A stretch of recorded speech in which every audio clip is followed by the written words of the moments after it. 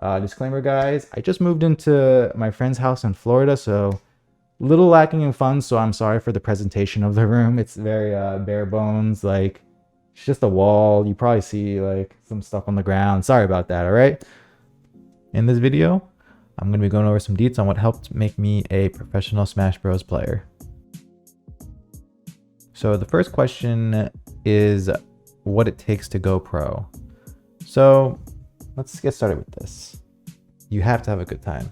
I'm not going to go on some list of traits and goals you really require like in order to achieve what I did. Everyone's journey is different. That's just kind of how it is for most stories.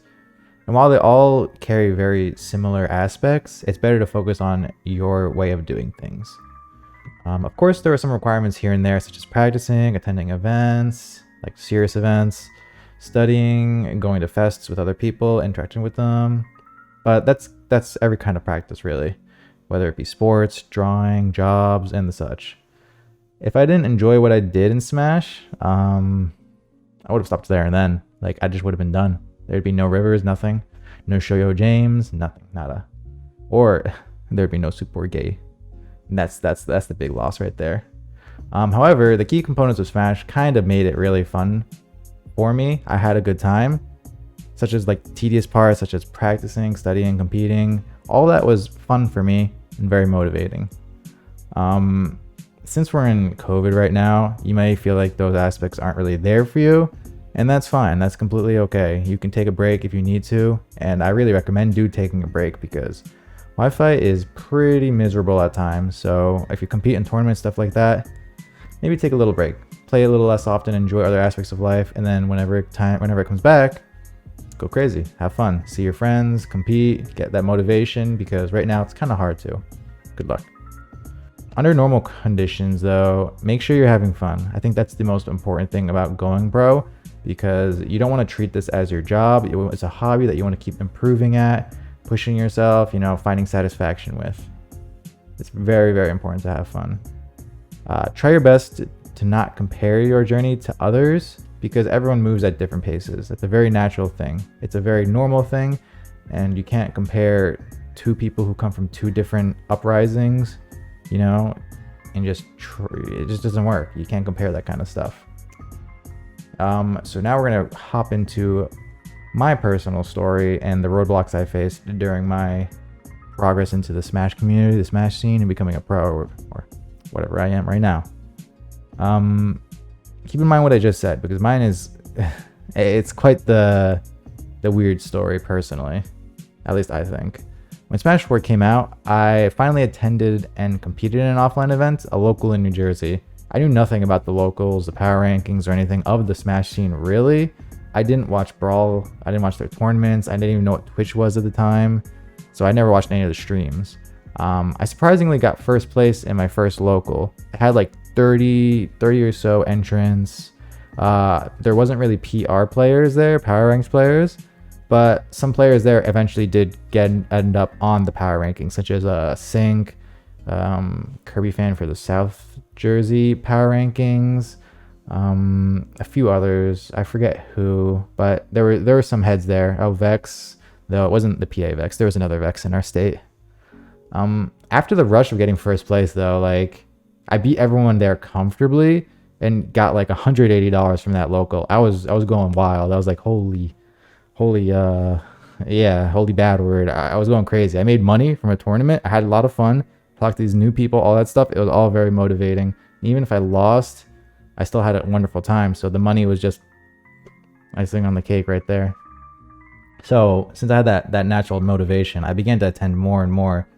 And then eventually ran into players such as like Tweak, Salem, 6WX, and other NJ players at that local. So that was when I started opening up, the laws began piling up. But that was okay.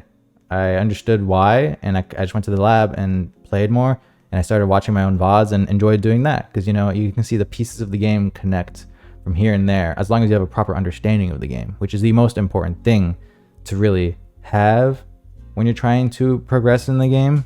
Smash is pretty simple, like surface wise, but it actually gets very, very complex, as any other fighting game does.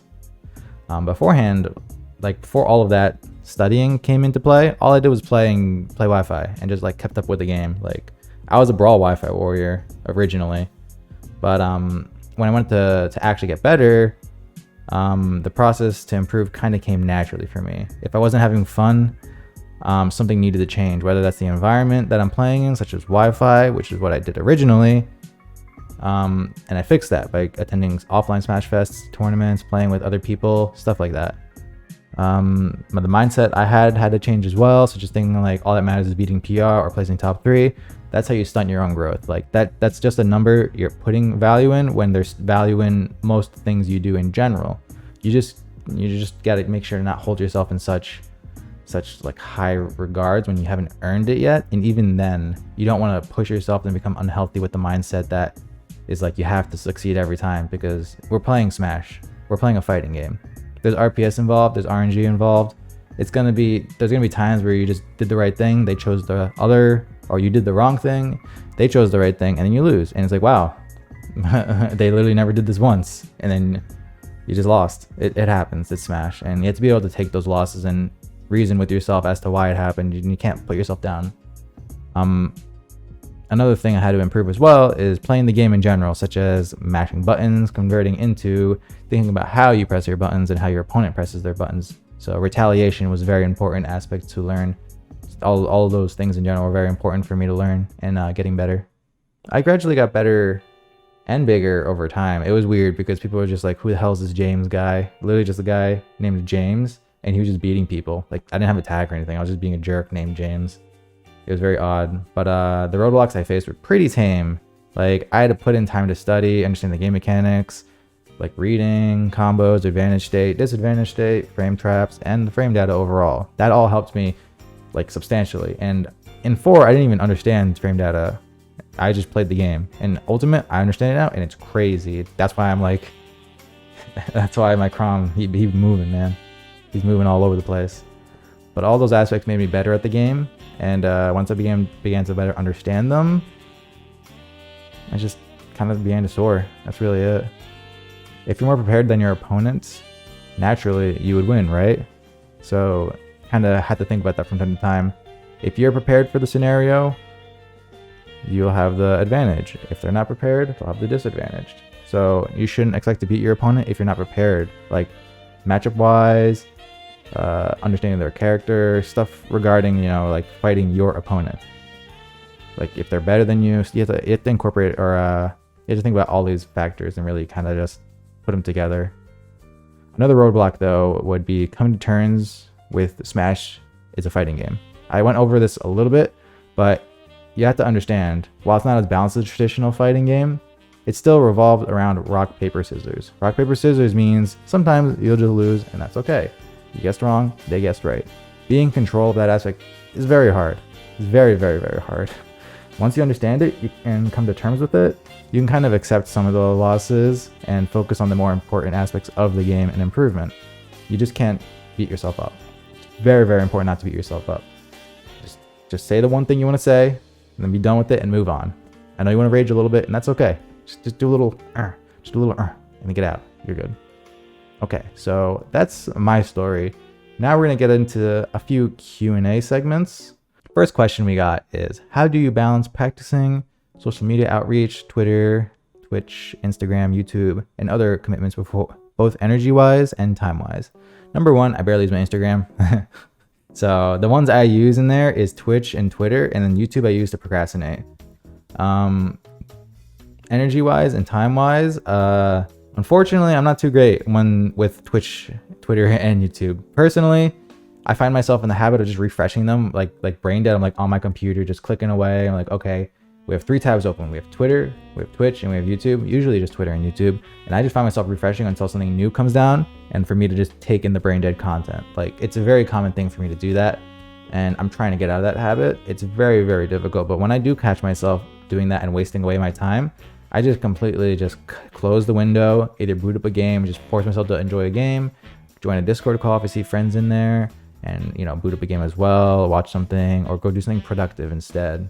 A lot of the times, in this day and age, it's kind of like social media has become, just a feed. a feed of stuff constantly being thrown in your face, and we're just getting constant like either validation or just joy from images, videos, you know, memes, all that stuff. All the kind of content out there is just being made 24/7. When back in the day, you get like a really good video once a week maybe. Now we get it every day, maybe even multiple times in a day. So we have to just relax on that and not get addicted to content and, you know, making ourselves like overwhelmed with like that kind of stuff. The way I do it, I'm not the best at it, but when I catch myself like, you know, a few minutes into it, just kind of brain dead, not doing it, and I don't think I've earned that time, I just close off the websites, get out of the seat, move around, do something else. And then when I'm moving around, my brain will naturally think, what should I actually do? What's productive? What should I do next? I was doing that a lot before I made this video. It was very hard to get me started on this. The next question, what was the worst, most awkward fanboy, fangirl experience you've ever had? That's a good question, really. I don't think I've had that bad experiences out there. I can't even call them fanboy, fangirl experiences. All of my fans so far are people that have just been generally really nice, really welcoming to me, or just understanding of, you know, don't want to be a creepy person to you. They just either wanted a signature, play some games here and there, and if I couldn't, I just had to be like, nah, sorry, and they'd understand, stuff like that. That's really the worst of it. I haven't met any freak fans or anything like that, and I'm grateful for that. The only thing I've had to deal with that's weird in the Smash community is I host tournaments normally in New Jersey. Right now I can't, obviously, but when I did, I had to deal with like a lot of people that were just like stanky and like, bro, I have to be the guy to tell you, like, you smell like shit. Can you not do that, please? It's making our venue smell very bad. That's really like the only really uncomfortable thing I've had to actually deal with, thankfully. We have, how important do you think labbing is versus just playing against actual people? So labbing is insane. I'm actually going to start labbing in about an hour on my stream. That's not real time, like I guess for this video for you guys, but right after this is done, I'm trying to be productive and start labbing again. Then go from the labbing phase to the playing phase to try to implement the stuff I labbed. I think they're both insanely important. Versus like, if we're pitting the two together, obviously playing and people is more important, but the lab is still a vital aspect in order to better yourself, because if you're just going to keep playing the game, yeah, you can lab mid-match, but you're going to be losing more than winning. But if you lab beforehand, you could be winning the whole time with your labbed products and be more consistent, you know, get more combos you've gone for, push all of your states such as advantage state, you know, disadvantage state, ledge trapping. All those aspects can be much better if you just lab a bit. How many people can realistically make a full-time living going pro in Smash? How many can do it part-time? Part-time, everyone can do it. A lot of people can do it. You don't have to be good at Smash, number one. You can be a content creator. Content creator kind of goes with streaming, you know, making art, making videos, making controllers, stuff like that. Cool Smash stuff in general. All of that can fall under content creation. Or you can try to be a professional Smash player, which pretty hard. I'm not going to say I'm like full-time at all, because even with a sponsor, it's like, I'm not going to get a house over this kind of stuff. It's going to be a side gig ultimately, which isn't a bad thing. You know, having Smash as your main thing and not having a backup plan is not the best thing. You don't want to put all your cards in this, but you also don't want to make Smash your job, because then at times, if you make something your job, you can lose passion for it. And then you'll just keep playing Smash like at 25 and be like, I'm not even having fun, but I'm still doing this because it's my only thing I want to do, or my only trait, or I'm just being carried by being good at it naturally. You just want to be able to have that and other things on the side. You don't want to like keep yourself there. I would really recommend, you know, school during Smash, getting a job and moving up with that career with Smash. It's very important to be able to juggle the two. I would not recommend full-time Smash to really anyone, honestly. Like, I guess Leo can do it because he's literally Leo. But yeah, he's Leo. He's the best. He's just the best. Like, come on. What should you prioritize practicing at various skill levels? Like, what's most important at low, mid, and high level play? So for low level play, your most important thing to go practice on would probably be just playing against your opponents, you know, making sure you understand your 1-hit, 2-hit combos, stuff like that. You never want to learn the intricate combos, because you just, Their combos, they're not going to be that important because most of the time you're not going to land your combos on your opponents unless your combos come off of grabs. Everything else is typically pretty hard to like hit on your opponents. So your combos are, you know, like a little bit important for low level. You'd really want to just try to understand the game. Just play your opponents to learn it. Learn RPS. You want to learn RPS in general. RPS is carried from low to mid to high level the most because it's just rock, paper, scissors. That beats that beats that. You have to understand that at all times. Now for a mid-level player, let's see. For mid-level player, that's at the point of the game where you start going for reads. Like low-level players, I don't think you're going to go for reads at all. You're just going to keep playing the game, letting RPS take control, and then eventually you'll be good at RPS to the point where it'll make you understand reading. And mid-level players will understand reading a little bit more because they're more used to it. Now reading involves, reading a spot dodge, reading a roll, reading a jump, all that kind of stuff. It's very common for that to start appearing in mid-levels, and you'll even see players just like do a full hop to try to catch a jump because it's so safe to do. Like they'll kind of do like pseudo real reading where they're not really reading you, but they're doing it anyways because it might read you. Mid-level is definitely where the readings come in, so that's where you start paying attention to your opponent more. Focusing on their habits here and there. Practicing wise, that's where you start getting your more important combos in, like the fancier stuff, not the stuff that breaks your hands, but the fancier stuff that's viable, like a safe move on someone's shield that leads into something, and if it hits their shield, it's safe anyway, so who cares? Moves like Squirtle F-tilt. I hate that move. So for a high level play, that's where it all comes together. You have RPS in act 24/7, you have reading in all kinds of forms here and there, and then if you get red, you're gonna take a smash attack or a huge kill confirm that's gonna murder your soul. That usually doesn't happen at the lower levels, and mid levels it can happen from time to time. But at high levels, a single mess up can cost you your stock. Because number one, you mess up once against Sam Sora, bam, you're in the corner because he just down tilted you. You got down tilted, nair to nair to nair to nair to nair to nair to nair into something else, and then you're off stage, and then you're getting ledge trapped, and you're already at 90. That happens all the time at high level Smash. So that's where your mistakes are the most, detrimental. You have to be aware of that. You have to be aware of your habits. You have to be playing, like you're walking on eggshells. You kind of have to walk on eggshells kind of confidently, like walk around them confidently is a thing. Like you can't be scared. You have to be confident during that.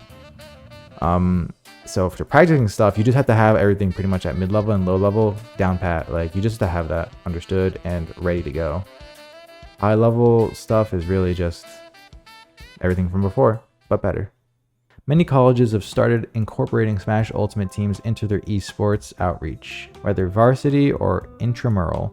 Can these teams provide coaching jobs for pros?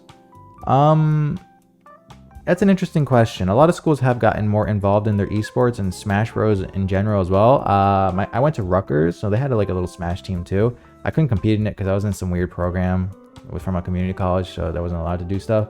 But I can 100% see pros getting involved as a coach or something like that for these teams if they can allocate resources to them. I'd be more than happy to do something like that for a college level team because having an actual coach to monitor your players' skills is incredible. Like just look at normal sports, look at any kind of team. You have a coach and you have a bunch of players, right? It's a very common thing that would be really cool to see into Smash. It's just I don't know how interested people are in watching it. People, when they see Smash, they just want to see 1v1 between two players. They want to see the person be their own team, the single person. So team-based stuff is still kind of hard to incorporate right now. So you'll typically see a coach for a single player, but that doesn't matter too much because these coaches still do work regardless. Like I do lessons, I do work regardless if it's like a team-based thing, like if it's a big lesson or a small lesson. I'll just individually help each person regardless, like no matter what. They're gonna get something out of it. So I think it's a viable thing for them. Viewer-wise, unfortunately, they're not going to get the most attention. But if they're fine with that, go for it. Definitely go for it. I think colleges should definitely take that on because these teams do have the resources. It's a college, dude. Sometimes they're just loaded. So they definitely could afford a coach here and there, and that coach can help develop the team very well. I know you're really into Fire Emblem, and I assume that's where you started taking a liking to Chrom. So is that why you learned him in Ultimate, or did you just find him fun? Yeah, I love Fire Emblem. I'll show you guys something real quick. 1 second. 1 second. Yep. He's my man. He's my king, bro. He is the king. You see this bad boy right here? I got a lot more of that. Not gonna show you guys my Chrom merch here, but huge fan of Chrom. Huge fan of Fire Emblem. He made it into Smash. I was going nuts. I was like, oh my god, that low poly model looks gorgeous on you, Chrom. That's like his highest. Actually, no, it isn't. Fire Emblem Warriors exist. It was a cool model of him, even though he didn't look that incredible. Like model wise, I was ecstatic. I love Fire Emblem. I love Awakening. Awakening was my first introduction to Fire Emblem, aside from like Melee, because Fire Emblem. It was my first introduction, and it really helped me out at the time because I was like in high school. I was pretty much like an NPC. Like, it's high school. Like, you don't really exist unless you got kind of lucky in your high school time, right? So that was really a huge thing for me because the writing, the gameplay, the story, the music, all those kind of aspects of the game really pushed me to further myself into different kinds of media, you know, and take those messages that they showed us, you know, the writing of Chrom, like his story, his ups and downs, his struggle, all of that. I just loved it. It was great. It 100% clicked for me at the time, so I invested a lot of time into that game. And now that he's in Smash, I was like, this is my boy. I have to use him. I love this character. He's incredible.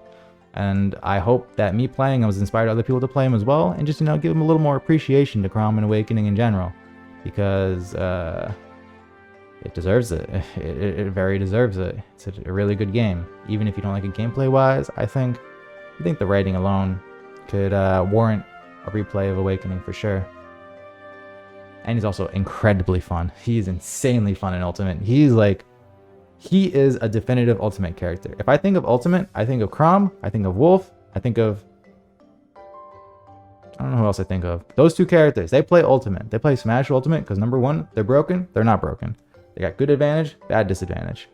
Horrible recoveries, great recoveries. They're like a mix of all of it, really. Like, they have this, they have that, and I think they're well balanced because, you know, they're just not mashers, man. You can think they're mashers, but if you understand frame data like I do, like other top players do, they're great characters, but they've got a lot of flaws. Now, show me a character like Rob. Yeah, he's fat, whatever. His disadvantage is bad. It's not like we haven't optimized our combos already at this point in the game, so who cares if he's fat or bad or easy to hit? Rob is insane. That character's messed up, man. That's a cheater character right there. Ultimate characters like the protagonists. Wolf, Chrom, they're good. Roy cheats. He's a cheater. Peace.